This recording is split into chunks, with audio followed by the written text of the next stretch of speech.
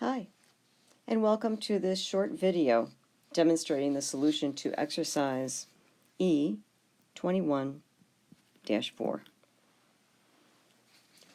This is the problem that asks us to prepare the journal entries for a lessor for a direct finance lease with an option to purchase. Our first mission is to come up with what the value would be for the lease receivable. It tells us our cost and our fair value are going to be $160,000, which will be our lease receivable initial balance.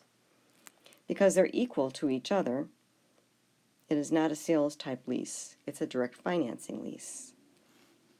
From this, we're going to subtract the present value of the salvage. The salvage value in this case is $16,000 at the end of 2 years. So we take the present value factor of 1 at 10% for 2 periods, not the annuity table. This is a lump sum of $60,000.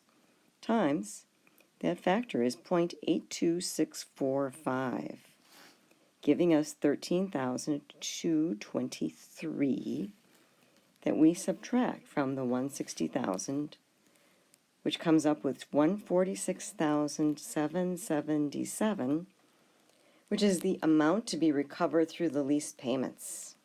How many lease payments? 2. 2-year lease. Payments come at the end of the lease. So we're going to take that $146,777 and divide it by the present value of an ordinary annuity of 1 for 2 periods at 10%. That factor is 1.73554, giving us a payment amount of $84,571.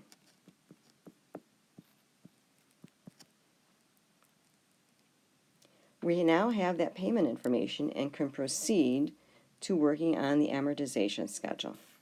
So let's do that. We have a date,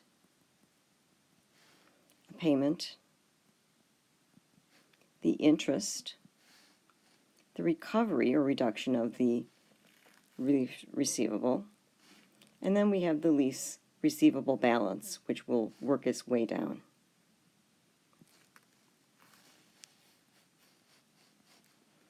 So at the very beginning, 1/1 of 14, we book our lease receivable of $160,000.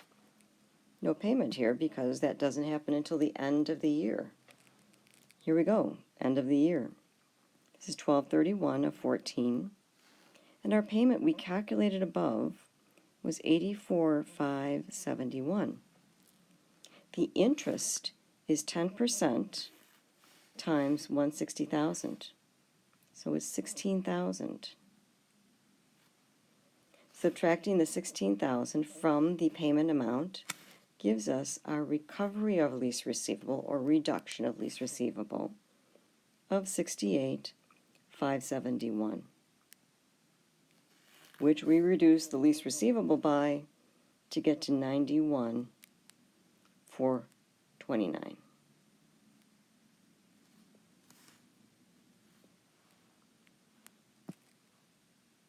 Let's go on to 12/31 of 15. Same payment amount, we've got $84,571.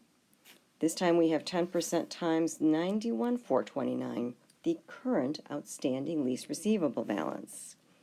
That gives us $9,142,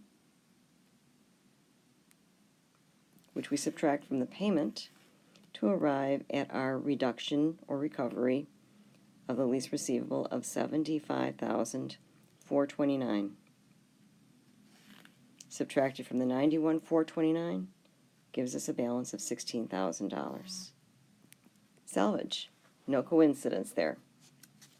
So there's our amortization schedule, and we've calculated the amounts that we're going to need to prepare our journal entries. So let's go on to our journal entries. First journal entry, 1/1/14. We're going to debit our lease receivable we're going to credit equipment for $160,000.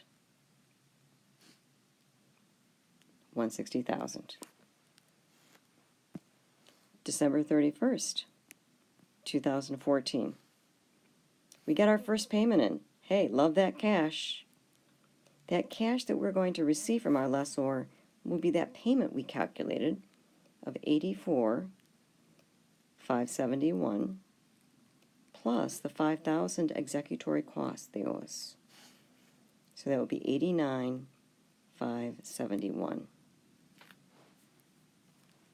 Crediting executory costs payable of $5,000. Crediting lease receivable from the amortization table above for $68,571. And crediting the interest revenue for $16,000. That's not the salvage, it's the 10% times that $160,000 outstanding balance.